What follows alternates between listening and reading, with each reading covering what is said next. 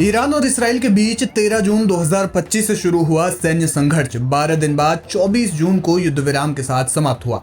अमेरिकी राष्ट्रपति Donald Trump ने इस युद्ध विराम का भी क्रेडिट लिया। इस जंग में दोनों ओर काफी तबाही हुई, आम नागरिकों की बड़ी संख्या में मौत हुई, साथ ही सार्वजनिक स्थानों पर भारी नुकसान हुआ। जंग के बाद दोनों देशों ने अपनी अपनी तरह से जीत का ऐलान किया। ईरान ने कहा कि उन्होंने दुश्मन को खदेड़ दिया है, तो वहीं इस्राएली पीएम बेंजामिन नेतन्याहू ने कहा कि उन्होंने जिस लक्ष्य के लिए ये ऑपरेशन शुरू किया था वो लक्ष्य उन्होंने हासिल कर लिया है।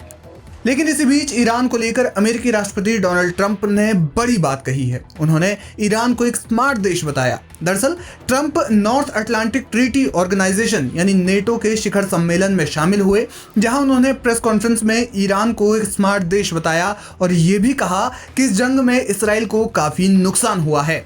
ट्रंप ने कहा, ईरान के पास ऑयल है, वे समझदार लोग हैं, इसराइल को बहुत नुकसान हुआ, उन बैलिस्टिक मिसाइलों ने बहुत सारी इमारतों को नष्ट कर दिया।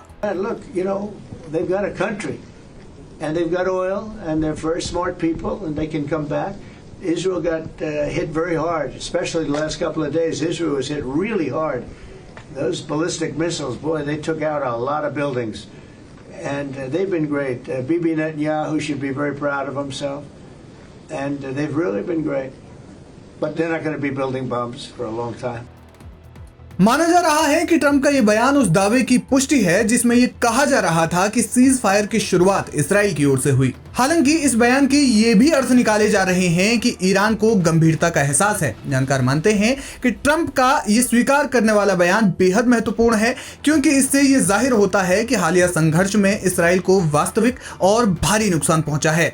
Aim right, achieve big. At KR Mangalam University, we provide you the platform to turn your dreams into reality. At KR Mangalam University. ये संकेत है कि हमलों ने दोनों पक्षों पर गहरा असर डाला।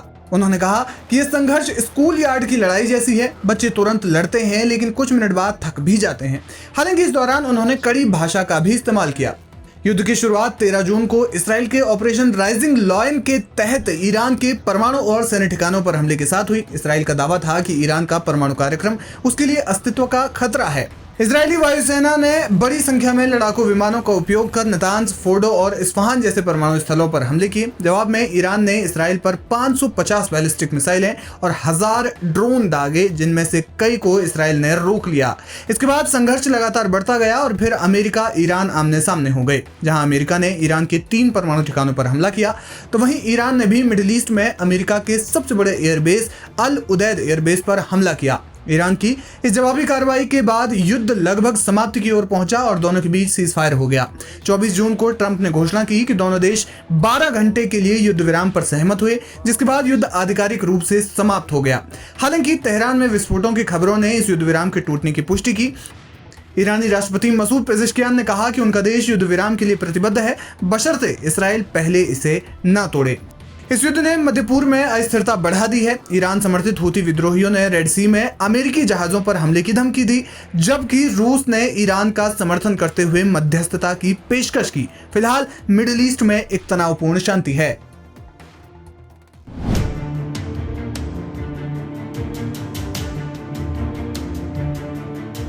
ईरान इसराइल जंग और उसमें ईरान के सुप्रीम लीडर इमाम आयतुल्लाह अली खामनेई के नेतृत्व और इसराइल पर पहली बार इस दर्जे के हमलों ने दुनिया का नजरिया बदल कर रख दिया। खासकर मुस्लिम वर्ल्ड में इस बात पर जोर शोर से चर्चा होने लगी है कि क़िबला अव्वल यानी अक्सा या यरूशलेम और व्यापक अर्थ में फिलिस्तीन को कोई आजाद करा सकता है तो वो सिर्फ ईरान है और खामनेई मुस्लिम दुनिया के सर्वमान्य नेता। लेकिन इस तरह के परसेप्शन से अगर किसी को सबसे ज्यादा धचका लगा है तो वो है तुर्की और उसके प्रेसिडेंट रजब तैयब एर्दोगान। जी हां, वो एर्दोगान जो खुद को मुसलमानों के बीच खलीफा की तरह प्रमोट करते हैं। तुर्की जो एक ताकतवर नेटो मुल्क है, जिसकी फौज बेहद प्रोफेशनल है, जिसकी अरब और यूरोप दोनों जगह धाक है, जो खुद को ऑटोमन एम्पायर की लेगेसी से जोड़ते हैं, उसे एक 86 साल के बुजुर्ग लीडर ने पीछे कर दिया है, बहुत पीछे। जानकार मानते हैं कि तुर्की के प्रेसिडेंट एर्दोगान के मुस्लिम वर्ल्ड के लीडर बनने का सपना इसीलिए भी चकनाचूर हो गया क्योंकि ईरान इसराइल युद्ध और उससे पहले ही अपने रोल की वजह से तुर्की उजागर हो गया था। लोग महसूस करने लगे कि गजा के लिए पहले दिन से प्रेसिडेंट एर्दोगान की बातें सिर्फ जबानी थी, जबकि उनके अमली काम इसराइल के लिए हो रहे थे। कहा जाता है कि इसराइल के जो जेट ईरान पर अटैक कर रहे थे, उनका 70% फ्यूल तुर्की के रास्ते इसराइल जा रहा था। Aim right, achieve big. At KR Mangalam University, we provide you the platform to turn your dreams into reality. At KR Mangalam University. Media report बताती है कि अजरबैजान इसराइल को जेट इंजन के लिए ईंधन सप्लाई करता है और ये तेल तुर्की के रास्ते ही इसराइल पहुंचता है। यमन के अंसारुल्लाह ने लाल सागर पर इसराइल के लिए जिस सप्लाई लाइन को बंद कर दिया था, उसकी भरपाई तुर्की, जॉर्डन, यूएई और मिस्र कर रहे थे इसराइल के लिए। ईरान इसराइल जंग के बीच तुर्की के सदर एर्दोगान ओआईसी की बैठक में 57 मुस्लिम देशों के बीच इसराइल को जहर कह रहे थे, लेकिन दूसरी तरफ उसे स्टील की सप्लाई भी दे रहे थे, जिससे वो हथियार और टैंक बनाता है। रजब तैयब एर्दोगान इसराइल के पीएम नेतन्याहू को कभी बूचर, कभी टेररिस्ट तो कभी जहर कहते रहे, खुली धमकी दी, लेकिन इसराइल के खिलाफ ईरान समर्थित इस्लामिक रेजिस्टेंस को सबसे बड़ा नुकसान सीरिया में तख्ता पलट करवाकर उन्होंने ही पहुंचाया।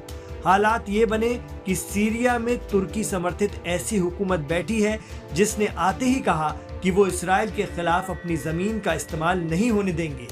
मिडिल ईस्ट मामलों के एक्सपर्ट और असर टाइम्स के हेड शौकत भारती कहते हैं कि रेजिस्टेंस की कमर तोड़ने में अगर टॉप पर कोई नाम है तो वो है तुर्की के प्रेसिडेंट एर्दोगान का। वो कहते हैं कि रजब तैयब एर्दोगान गजा के लिए इसराइल के खिलाफ डायलॉग अच्छे लिख लेते हैं, बोल भी लेते हैं, लेकिन करते वही दिखते हैं जो इसराइल के मफाद में है।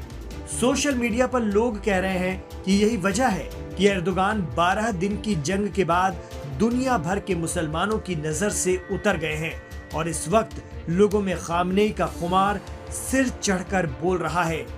एक्सपर्ट तो ये भी कह लेते हैं कि अगर तुर्की चाह लेता कि ईरान की मदद करनी है तो फिर इसराइल में इतनी हिम्मत नहीं थी, न ही इतनी ताकत थी कि वो इसका मुकाबला कर पाता। अमेरिका और इसराइल को जोरदार टक्कर देने के बाद अब शिया मुसलमानों के साथ साथ सुन्नी मुसलमानों में भी खामनेई का कद बढ़ गया है। तुर्की, सऊदी जैसे ताकतवर और अमीर मुल्क और उनके लीडर पीछे छूट गए हैं। खामनेई मुस्लिम दुनिया के दिलों पर राज कर रहे हैं। एक्सपर्ट कहते हैं कि इतिहास लिखा जाएगा। सैकड़ों साल बाद भी लोग पढ़ेंगे कि एक बुजुर्ग लीडर ने अपने दम पर इसराइल की आक्रामकता से मुकाबला किया और अमेरिका को टक्कर दी, जान की बाजी लगा दी, फिलिस्तीन को नहीं छोड़ा। दूसरी तरफ तुर्की, सऊदी, यूएई, कतर, कुवैत सब देखते रहे, सिर्फ देखते रहे और बातें बनाते रहे।